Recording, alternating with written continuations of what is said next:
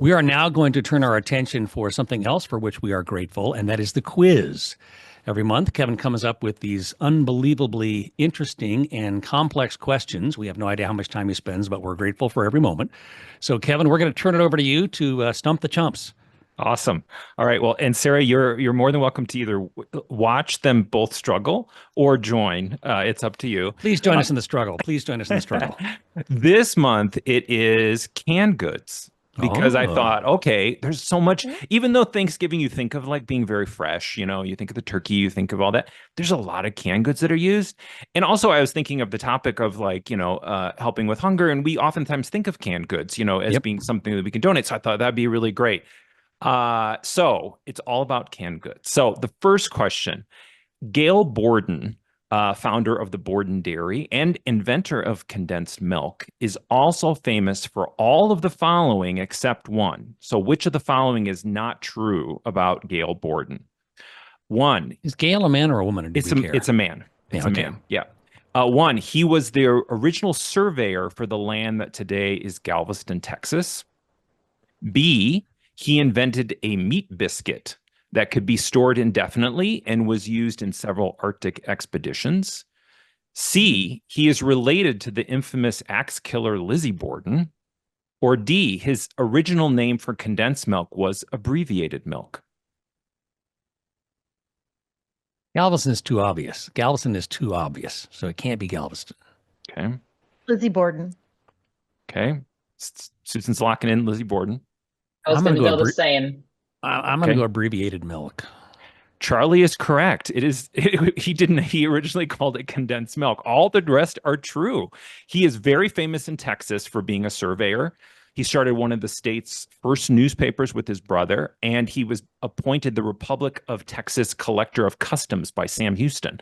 So very famous in Texas. And yes, he actually is, I believe, a cousin of the infamous Lizzie Borden. So, all right, Charlie is up. Carnation Farms. Speaking of milk, Carnation Farms is a site in the state of Washington where the original cows were kept, whose milk went into Carnation evaporated milk. Carnation Farms has Did they evaporate the cows, or did they evaporated the cows? It was cows, very. The milk, I don't want to talk about Charlie. it. Just the milk. Okay, just the milk. Got it. Carnation Farms. Yeah, they're very small. Carnation Farms has another connection to the food industry. What is it? So Carnation, is it A, Carnation Farms is now the site of the world's largest Whole Food store? Is it B, Carnation Farms is now part of the Martinez potato farm and exclusively grows potatoes for McDonald's French fries? Is it C, Carnation Farms was the original site of the Hole in the Wall camp founded by Paul Newman and sponsored by Newman's Own Foods, where seriously ill kids could go to camp? Or is it D, Carnation Farms is still a dairy farm owned by Tillamook and produces the company's famous cheese and ice cream? And where is it located again? It's in Washington State. Washington State. Go on Tillamook. Tillamook. Okay. Susan, I'm going to go hole in the wall. Hole in the wall. Charlie's going with hole in the wall. Sarah? I was going to go Tillamook as well. Okay. Charlie is correct again. Oh, man. In 2008, Carnation Farms became Camp Corey, which is part of the Hole in the Wall camp founded by Paul Newman.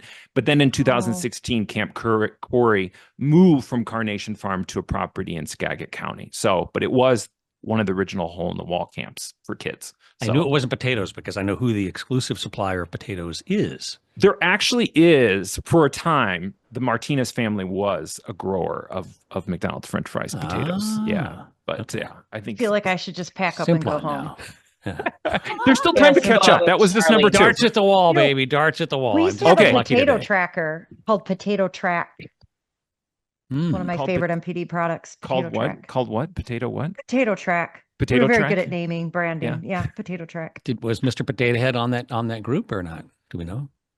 No, we didn't do anything with Mr. Potato Head. All right. Okay. Number 3. Campbell's Soup, most iconic mascot is the Campbell's Kids. Cherubic children shown playing and eating soup. Invented in 1905 by Gotta be better than the babies in the coffee bean or in the I was going to say the cocoa bean from last month. Yeah, cocoa bean is bad. Invented in 1905 by illustrator Grace Brayton for part of a streetcar advertising campaign. They've been changed with the times ever since. Which of the following has a Campbell's kid never represented? They have represented many things. They've dressed them up as many things. Which of the following have they never represented? Is it A, a flapper, B, George Washington, C, a goth, or D, a hip hop fan? Goth. These crack me up every time. I'm gonna go goth as well. I just cannot see those kids as goth. But it's a pretty interesting image. If you get that one stuck, I'm gonna have nightmares about this. Those little kids are gonna be dressed in goth and tormenting me over the weekend. So Susan, you said nails. you said goth. Charlie, you said goth. I did double. I'm going goth. I'm going goth. What too. are you saying, Sarah? Well, now I'm a little nervous. I was going to go with Charlie, but now that you agree, I'll go goth. Okay, it is true. It is goth. That was probably too easy. But yes, the goth. Yeah. But Kevin, I you're mean, slipping. you should. I know. I totally was going to change it, but I thought no, it's just too much. We needed a gimme. It's Yeah, okay. we're still tormented by the baby and the cocoa bean. Okay. Yeah. So still Charlie's up. What is the oldest still edible canned food ever discovered? Was it A, a can of peaches from 1895 sealed in a time capsule in rural Kansas? Was it B, a can of tomatoes from a steamboat wreck from 1865 in Omaha, Nebraska? Was it C, a tin of oysters in an abandoned prospector's lean-to in San Francisco from the gold rush of 1849? Or was it D, a can of corned beef in a railway tunnel in London circa 1870? I'm going tomatoes. Can of tomatoes. Charlie's oysters. Oysters. Mm-hmm. Was going to go oysters too. Okay. Charlie is correct again. Charlie is on the ball fire today. So I just thought with what I know about canning tomatoes is the pH. Right? No, it doesn't actually have anything to do with that because the steamboat wreck actually had tomatoes. It's cold. It was just there was a bunch of stuff. There was so it was a steamboat out of Montana.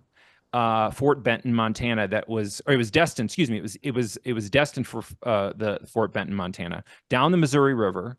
It got caught and it sunk into the river, and it was a combination of stuff. It actually, it was canned peaches, oysters, plum tomatoes, honey, and then mixed vegetables. So all of them were considered after no one ate them. They did lab studies. They were all edible after 109 years. We know they were edible. They tested them. They said they wouldn't have been tasty, but they would have been edible. Oh, all right. Wow. Last 109 years. That's pretty good. That's pretty good shelf life. Yeah. Pretty good. Canned food is amazing like that. So last question.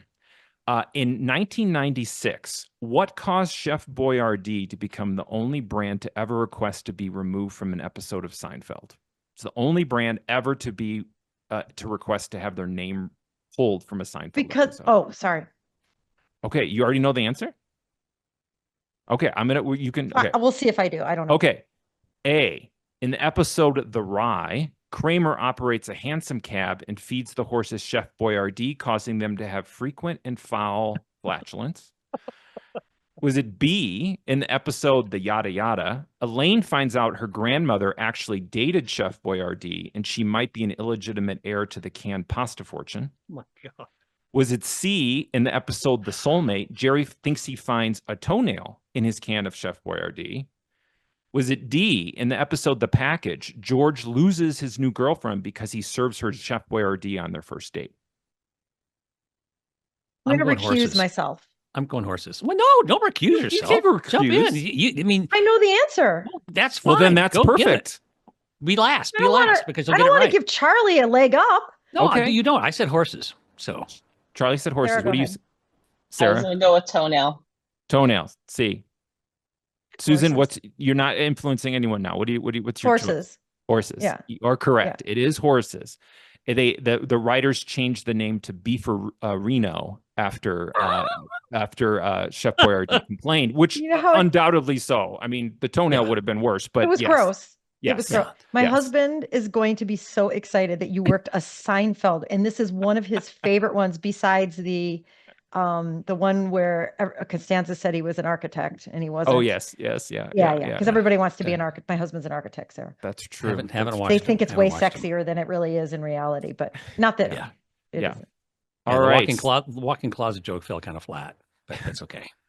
Yeah. All right. Well, it's okay. We won't Charlie? tell it again. Okay. Charlie, you did it. Look at that. I got lucky. I got lucky. Amazing. These were just stamps in Amazing. the dark, but yeah, well, I Charlie, appreciate did you have a that. It's good. Costco hot dog this morning or something? I did. What's I did not. I did not. But I might now. I might, because I'm feeling lucky. I'll get a Costco hot dog and buy a lottery ticket. Who knows what could happen?